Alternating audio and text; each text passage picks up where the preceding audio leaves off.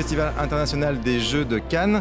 On est tous ensemble autour du jeu de rôle Jeanne d'Arc qu'on va vous présenter. À ma droite, il y a Pascal Bernard, l'auteur du jeu de plateau avec figurines. Salut Pascal. Salut. Et puis à ses côtés, Patrick Receveur. Bonjour, donc moi je suis le game developer, donc j'assiste le game designer, donc le concepteur Pascal, dans la création du jeu de plateau. Et tu as aussi participé en tant que consultant à la création du jeu de rôle Jeanne d'Arc, dont on a un des trois auteurs juste à ma gauche, c'est Julien Dutel. Ça va Julien? Mais ça va très bien. Julien qui a un programme très chargé au niveau des interviews sur ce Cannes. Comment s'est passée la genèse du jeu de plateau avec figurines tout d'abord, parce que c'est de là qu'est né le jeu de rôle? Alors, il y a très longtemps, moi, je jouais à des jeux comme Cryavoc ou des choses comme ça. Et en fait, il n'y avait plus de jeux de ce style-là, de tactique sur le médiéval. Et je voulais faire un jeu de figurines. Et Leonidas Vesperini, un jour, est passé chez moi et a vu un prototype, justement, avec des petites figurines et avec tout un univers construit. Et comme je suis un fan depuis l'époque où j'ai fait Montjoie, le jeu de plateau de la guerre de 100 ans, ça fait 20 ans que je travaille dessus pour ressortir des choses. Donc, je dirais que Time of Legend, c'est un petit frère tactique de Montjoie qui était sorti. J'avais développé en jeu vidéo et au cours duquel j'ai connu Patrick dans les jeux vidéo, parce que je suis aussi dans les jeux vidéo. Et donc, on s'est mis à travailler ensemble sur des scénarios, des choses comme ça et tout, en sachant que la mécanique, j'avais des idées très jeux de plateau dessus. Donc, Patrick m'a suivi dans l'aventure. Patrick, toi, c'est aussi un grand fan de cette période historique, hein, je crois. En fait, j'ai pas le choix, je suis né à Orléans. Donc j'ai vu Jeanne d'Arc quand j'avais 8 ans, je l'ai vu défiler en armure avec le fanion et tout, et c'est vrai que ça m'avait beaucoup impressionné quand j'étais enfant. J'ai fait des études d'histoire, voilà, donc j'ai pu aider Pascal sur la vision historique.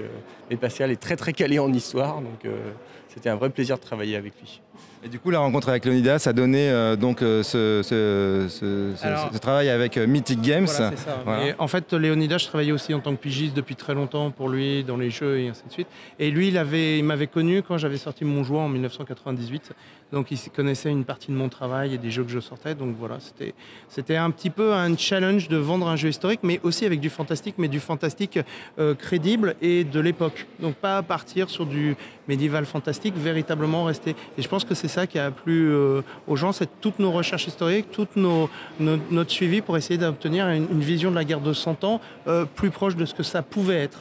Alors, c'est pas la vision exacte, mais disons, c'est une vision plus... tout en mettant le fantastique de l'époque, c'est ça. Pas un fantastique modernisé, vraiment le fantastique tiré des Béatus, de l'Apocalypse, des choses comme ça, des textes religieux, des tapisseries, voilà, des enluminures et tout. Donc c'était vraiment un gros travail. Du folklore, en fait. On est beaucoup sur le folklore médiéval et sur des créatures bibliques.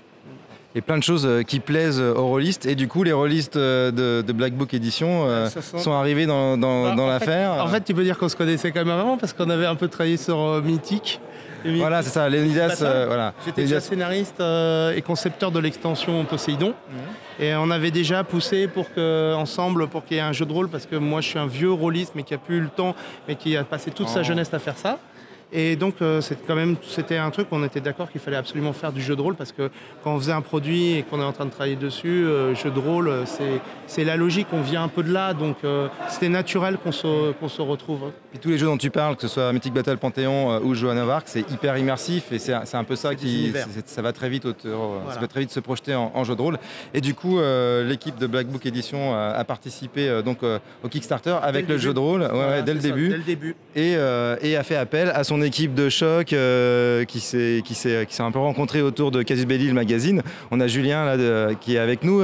Tu peux nous parler des deux autres auteurs et de comment ça s'est passé, la création du jeu? Alors donc on a travaillé avec Thomas Robert et Laurent Bernasconi, qui sont deux auteurs avec lesquels j'avais déjà travaillé sur Héros et Dragons. Et sur la 5e édition, puisqu'on est parti du SRD de la 5e édition. C'est Thomas qui a fait le gros du travail de coordination, parce que c'est lui qui a vraiment fait toute la direction éditoriale du jeu, qui a fait un boulot incroyable. Et ensuite, il nous a dispatché avec Laurent un petit peu les différents différents éléments à travailler en fonction de ce qu'on préfère. Moi, par exemple, je suis un peu moins pointu sur l'histoire en elle-même. Par contre, j'adore tout ce qui est religion, mythologie, spiritualité, etc. Donc, je me suis occupé de faire les règles sur les rituels. Je me suis occupé de faire la classe de sages, par exemple, la classe d'érudits, ce genre de choses, d'aller vers tout ce qui était d'intégrer justement le fantastique, parce que ce que j'aimais bien dans Joan of Arc, quand j'ai découvert le jeu, c'était le fait de pouvoir avoir d'un côté de l'historique, très très historique, pur, et de l'autre côté du fantastique quasi apocalyptique, qui avec des dragons, avec le diable, avec des choses qui sont extrêmement élevées, voilà, des loups-garous.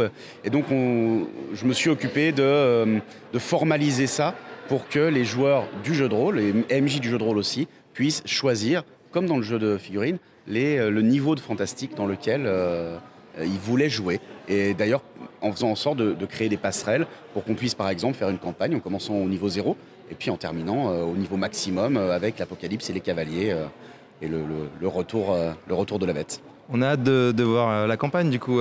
Et puis Patrick, toi tu as suivi un petit peu en tant que consultant. Ce qui est intéressant aussi, c'est qu'il y a des ponts entre le jeu de figurines et le jeu de rôle. Tu peux nous en parler rapidement ?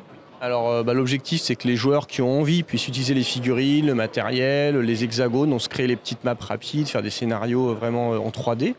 Et puis après, ce qui a été très bien, c'est que l'équipe a accepté de faire un peu une transformation, c'est-à-dire qu'on peut prendre son personnage et le transformer pour le jeu de plateau. Voilà. Donc du coup, on peut aller très très loin dans du transmédia et du mélange de genres. Donc on peut faire 2-3 heures de jeu de rôle, puis après se faire 1 heure de jeu de plateau, mélanger les deux ou passer de l'un à l'autre. Voilà. Notamment pour faire les batailles, il me semble, c'est ça ?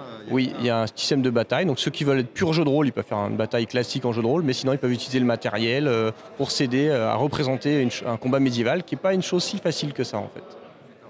Bon, merci beaucoup d'être venu nous voir. On a pu voir cet exemplaire qui est un des rares exemplaires qui est disponible pour le moment. Le jeu va être livré en même temps que tous les backers du jeu de plateau avec figurines d'ici quelques semaines, mois. La première vague va partir bientôt. Oui, et puis à la fin du printemps. Voilà, il faudra patienter donc un petit peu avant que l'ouvrage soit disponible en boutique.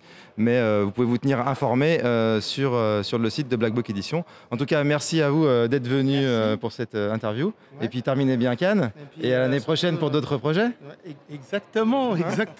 Allez, merci à tous. Merci, au revoir.